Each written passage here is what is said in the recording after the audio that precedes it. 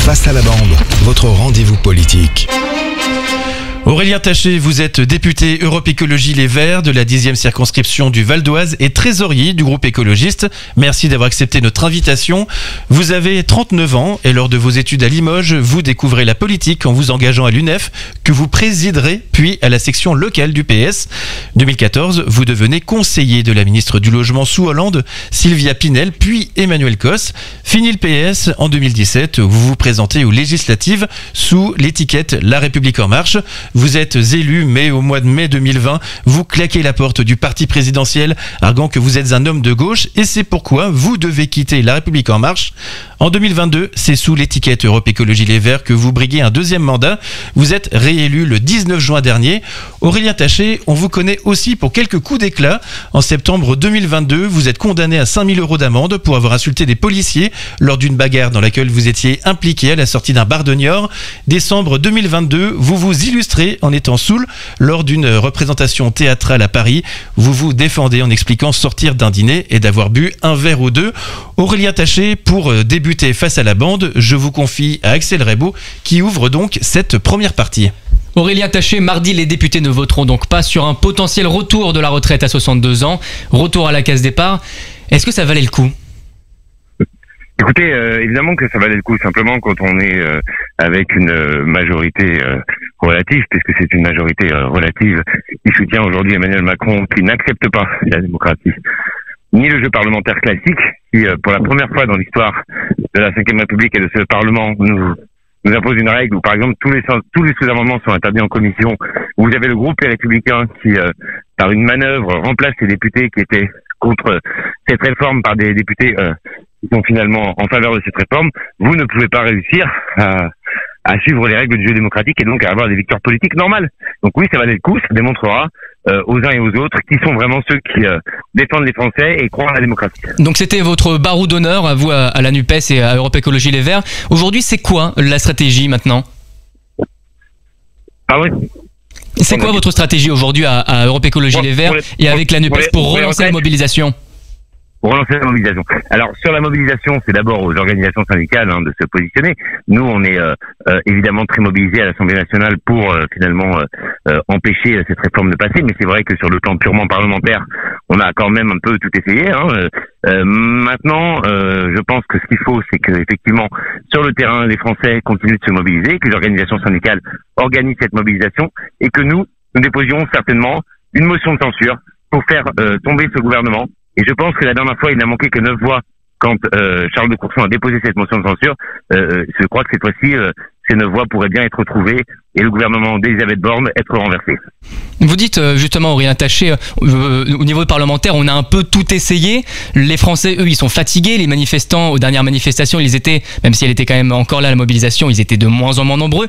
Les Français, ils sont mobilisés quand il y a un espoir que les choses changent. Là, malgré toutes les combines possibles, vous n'y arrivez pas. Comment vous allez les convaincre d'y aller ? Mais les Français, ils sont complètement convaincus que cette réforme est très mauvaise pour eux. Il y a 80% des Français qui sont d'accord avec nous. Simplement, quand vous avez une démocratie où finalement le président de la République se moque totalement de ce que pensent 80% de ses concitoyens, se moque de ce que pensent l'ensemble des groupes d'opposition et même parfois certains parlementaires de sa majorité qui ne sont pas à l'aise avec ce texte, se moque des organisations syndicales. Aurélien Taché, voilà. Ça, on ne le critique pas. Bien sûr, il y a une grande majorité des Français qui sont opposés à cette retraite, mais vous leur dites quoi ? Il faut y aller pour le symbole, il faut se mettre en grève, perdre encore une journée de salaire, juste pour le symbole ? C'est pas une histoire de symbole. C'est à un moment, vous êtes dans quelque chose qui, pour les gens, c'est 2 ans de leur vie qui vont être volés. Donc c'est beaucoup plus qu'une histoire de symbole. C'est une vraie lutte à mener. Est-ce que on arrivera à nos fins avec un président aussi buté, personne ne peut le dire. Mais si vous avez quand même des grèves qui se multiplient et qui se poursuivent, si vous avez un gouvernement qui est renversé, je ne suis pas certain non plus que le président de la République pourra continuer à faire la sourde oreille des années encore. Donc là, Aurélien Taché, ça fait quand même 6 mois qu'on a une mobilisation, une contestation face à cette réforme. Il ne bouge pas, il reste intangible à ce gouvernement et cette majorité. Ils font la sourde oreille. Vous leur dites, il reste quand même un espoir, parce qu'on n'a pas l'air de vous entendre très convaincu de vous-même lorsque vous le dites. Alors, il est évident, vous le voyez bien, que la bataille est extrêmement rude. Vous avez quelqu'un en face qui est extrêmement déterminé à voler ces 2 ans de vie aux Français. Donc, je vais pas vous dire que c'est une bataille facile, mais il y a il n'y a pas de bataille qu'il ne faut pas mener parce qu'elle serait trop difficile. Quand la bataille est juste, il faut la mener. Donc nous, encore une fois, à la NUPES, chez les écologistes, nous prendrons nos responsabilités, nous essaierons de faire tomber ce gouvernement et si les salariés décident qu'ils doivent continuer à se battre et à faire grève, nous serons évidemment derrière eux parce qu'encore une fois, on ne peut pas laisser passer quelque chose d'aussi brutal, quelque chose d'aussi antisocial et antidémocratique. Et je ne vous dis pas que ce sera simple, mais c'est pas parce que c'est pas simple qu'il faut abandonner. Aurélien Taché, sur la question des retraites, on le voit, la gauche, elle est unie, mais pour quel résultat? Les sondages le montrent, la mobilisation n'a fait rien gagner en intention de vote à gauche. Comment vous l'expliquez?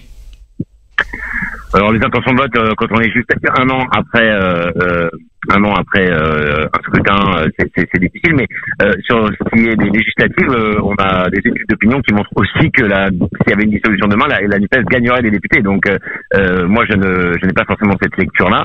Après, sur tout ce qui est élection présidentielle, se projeter à 4 ans avec des candidats qui ne sont pas connus, ça n'est pas sérieux d'un point de vue des études d'opinion. Mais pourtant, on le voit en attendant. Enfin, vous dites, vous avez quelques sondages d'opinion, des études sur les prochaines législatives. Vous gagnerez peut-être quelques députés, mais il y a des sondages qui montrent que c'est le parti qui gagnerait l'élection présidentielle. Ça serait effectivement Marine Le Pen avec le Rassemblement national. Comment ça se fait que ceux qui sont le plus silencieux, les plus discrets, ce sont eux qui gagnent des voix et vous vous excitez, mais en fait vous ne gagnez aucune, enfin vous gagnez presque aucune voix. Est-ce qu'il n'y a pas une mauvaise stratégie au final, Aurélien Taché? Non, je ne crois pas du tout, parce que en fait, la NUPES pour l'instant est d'abord une coalition qui existe à l'Assemblée nationale. Nous n'avons pas encore de méthode qui nous permet de désigner un candidat unique à la présidentielle, et justement, c'est ça qu'il va falloir maintenant par contre faire, parce que c'est vrai que si nous ne faisons pas ça, nous voyons bien que nous sommes distancés. Mais encore une fois, je le répète, des sondages à la présidentielle à 4 ans d'une élection, ça n'est pas du tout sérieux. Aucun sondage jamais dans l'histoire 4 ans avant n'a donné un vainqueur à l'élection présidentielle. Donc la bonne stratégie pour la NUPES et pour la gauche, c'est effectivement maintenant de travailler à un candidat unique, c'est de ne pas refaire la même erreur qu'en 2022, et c'est à mon avis ça qui doit être notre priorité sur le plan politique, au-delà bien sûr du travail parlementaire et du combat social qu'on doit continuer à mener. Et après, si le Rassemblement national progresse, je ne vais pas dire le contraire, mais là-dessus, je crois vraiment que c'est davantage parce que vous avez une politique menée par le gouvernement Borne et par Emmanuel Macron qui désespère totalement les Français, qu'ils ont banalisé l'extrême droite quand celle-ci s'est présentée aux élections législatives en n'appelant pas à voter pour les candidats NUPES et en mettant un trait d'union la NUPES et le Front National, et que ce jeu-là est extrêmement dangereux et fait progresser aussi le Rassemblement national. Mais nous, la NUPES... Aurélien Taché, merci. Je rappelle que vous êtes député Europe Écologie Les Verts du Val d'Oise. Restez bien avec nous. On se retrouve très très vite pour que vous affrontiez la bande. Face à la bande, votre rendez-vous politique. Deuxième partie de Face à la bande avec vous, Aurélien Taché. Je rappelle que vous êtes député Europe Écologie Les Verts du Val d'Oise. Il est l'heure pour vous d'affronter notre équipe de journalistes, Quentin Leport, Adrien Hardy et Axel Rebaud. La première question vous est posée par Raphaël Bardena et elle concerne votre avis sur Jean-Luc Mélenchon. Vous avez déclaré chez nos confrères du JDD qu'il fallait arrêter avec le Mélenchon bashing. Pour vous, la présence de Jean-Luc Mélenchon, c'est encore un atout pour la NUPES? En tout cas, ce dont je suis convaincu, c'est que c'est grâce à lui que la NUPES a existé, que c'est grâce à lui aussi que, par exemple, dans une ville populaire comme la mienne, à Cergy, les gens se sont déplacés pour aller voter. J'ai très souvent entendu que de toute façon, dans le monde politique, j'ai très souvent entendu que de toute façon, les quartiers populaires, ça ne servait à rien de s'intéresser à eux ou d'y faire campagne. C'est des gens qui ne votaient pas. Jean-Luc Mélenchon a démontré exactement l'inverse. Quand on les prend au sérieux, ils vont voter. Donc, pour au moins ces deux raisons-là, je trouve qu'il y a un véritable respect à avoir pour Jean-Luc Mélenchon. Après, Jean-Luc Mélenchon se prononcera, et c'est déjà d'ailleurs prononcé à plusieurs reprises, mais bon, il confirmera certainement encore que il ne souhaite pas retourner à l'élection présidentielle. Pour l'instant, on en est encore loin. Et à la NUPES, la NUPES a celui à l'Assemblée nationale. Jean-Luc Mélenchon n'est plus à l'Assemblée nationale, donc le sujet n'est pas vraiment là. Mais en tout cas, avoir finalement en France un espèce de coupable tout trouvé pour tous les mots qui serait Jean-Luc Mélenchon me semble assez ridicule. Aurélien Taché, le prochain sujet concerne l'initiative de Bernard Cazeneuve qui s'appelle La Convention, et c'est avec Quentin Leport que vous voyez cela. Aurélien Taché, Bernard Cazeneuve donc, est à l'initiative de la Convention qui est hostile à la NUPES. Vous comprenez le fait qu'il y ait une scission au sein de la gauche française actuellement ? Oui, enfin, oui, je le comprends. Oui, je le comprends parce que vous avez effectivement une partie de la gauche, on va dire historique, le Parti socialiste Bernard Cazeneuve et d'autres personnalités qui ont gouverné par le passé, qui sont encore persuadés que finalement ils ont tout bien fait, qu'ils avaient raison sur tout. La preuve en est que leur candidat, enfin le président de la République de l'époque, n'a même pas pu se présenter. Et qui ne sont pas du tout convaincus par l'idée d'un programme de rupture. La vraie différence entre la NUPES et ce qu'on a pu connaître par exemple avec François Hollande, c'est qu'il y a l'idée d'une rupture sur de nombreux sujets, sur la question écologique, sur la question démocratique, sur la question sociale. Il y a vraiment l'idée que il faille complètement changer de modèle et pas simplement essayer d'accompagner un capitalisme effréné qui, on le voit bien, malheureusement sur le plan tant environnemental que social, fait d'énormes dégâts et n'est pas régulable sans des vraies ruptures. Voilà, c'est ce mot de rupture que je veux souligner parce que c'est vraiment ça qui a fait la différence entre la NUPES et le reste de la gauche. Donc effectivement, il y a là-dessus un désaccord. Longtemps, la gauche française a majoritairement pensé qu'il n'y avait pas de rupture souhaitable et qu'il fallait aménager le système. Aujourd'hui, les urgences ont fait finalement bouger les lignes et démontrent qu'une majorité de gens qui se sentent de gauche souhaitent une véritable rupture. On a bien compris, Aurélien Taché, la prochaine question vous est posée par Raphaël Bardona et elle concerne la fondation d'un grand parti écologiste.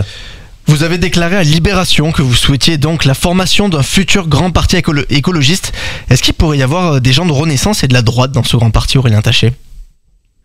Alors moi, je ne ferme la porte à personne, à condition que les gens qui décideraient de rejoindre les écologistes, vous savez que nous sommes en ce moment dans le cadre d'une démarche qui s'appelle les États généraux de l'écologie, qui est donc initiée par Marine Tondelier, Europe Écologie Les Verts. D'ailleurs, elle était à Cergy il y a 2 ou 3 semaines avec moi pour faire l'un de ces événements sur l'écologie populaire. Nous avions des gens de tous horizons.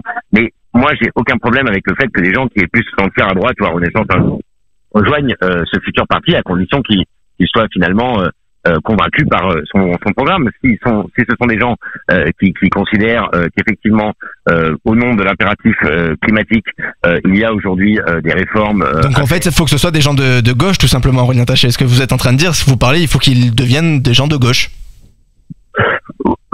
Pardon ? Vous voulez qu'ils deviennent des gens de gauche. S'ils adhèrent à vos idées, il faut que ce soit des idées de gauche. Oui, si vous voulez. En tout cas, je sais. Oui.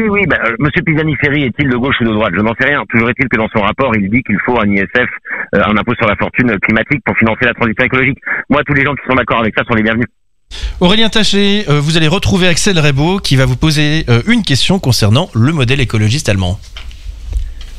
Oui, effectivement, on a Aurélien Taché, donc le modèle allemand qui est effectivement calqué sur celui d'Europe Écologie Les Verts, plus de nucléaire, les énergies renouvelables, mais à chaque fois on est obligé de repartir sur le charbon, ce qui fait que l'Allemagne pollue comme 2 fois la France.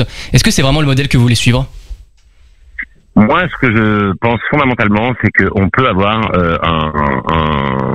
un scénario énergétique en France qui soit uniquement basé sur le renouvelable. Alors je ne vous dis pas qu'il faut fermer toutes les centrales nucléaires demain, ce serait n'importe quoi. Mais je pense que si on fait les investissements nécessaires aujourd'hui et que plutôt que d'investir dans une énergie qui encore une fois ne nous rend pas par exemple plus indépendants, comme je l'entends souvent, parce que il faut importer l'uranium, et on voit bien que si Monsieur Macron a été jusqu'en Mongolie, c'était pour aller chercher finalement de nouvelles filières pour importer de l'uranium parce qu'il a du mal à en trouver ailleurs, et qu'on n'est pas sur quelque chose qui sera durable. Et l'écologie politique, son credo, c'est de trouver un modèle qui soit soutenable pour les siècles à venir, si on veut préserver la planète réellement. Donc je pense que le modèle nucléaire n'est pas la voie à suivre. Aujourd'hui, il y a un historique en France, il ne faut pas le nier. Ça a permis effectivement certainement à une époque de faire baisser le charbon, tant mieux. Mais aujourd'hui, on peut très bien, RTE, de grands organismes qui sont finalement des organismes publics, d'État, je ne vous parle pas de Greenpeace ou que sais-je, font des scénarios en disant que le 100% renouvelable est possible. Donc c'est une question de choix politique et d'investissement à faire dès maintenant. Aurélien Taché, on reste dans l'écologie. C'est une question qui nous vient de Twitter et qui vous est posée par Michaela. Pour un parti écologiste, on vous entend très peu sur l'écologie. Moi, personnellement, vous voulez dire ? Non, le parti en lui-même parle visiblement de beaucoup de sujets, mais assez peu d'écologie. Oh, je trouve pas que ce soit fondé. Quand vous écoutez, par exemple, la secrétaire nationale Marine Tondelier, qui est donc notre notre responsable principal, elle est très souvent sur les sujets de réchauffement climatique, de gestion de l'eau. On a par exemple beaucoup parlé des écologistes récemment, notamment parce que nous étions engagés dans cette lutte contre les bassines à Sainte-Soline. Moi-même, j'ai fait fermer une bassine illégale dans mon département du Val d'Oise.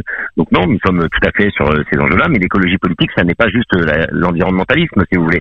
Évidemment que le combat climatique est au cœur de l'écologie politique, puisque nous pensons que s'il n'y a plus de planète, il n'y a plus possibilité de finalement avoir des sociétés humaines qui soient plus justes, plus égales. Mais nous sommes aussi complètement engagés dans ces combats-là.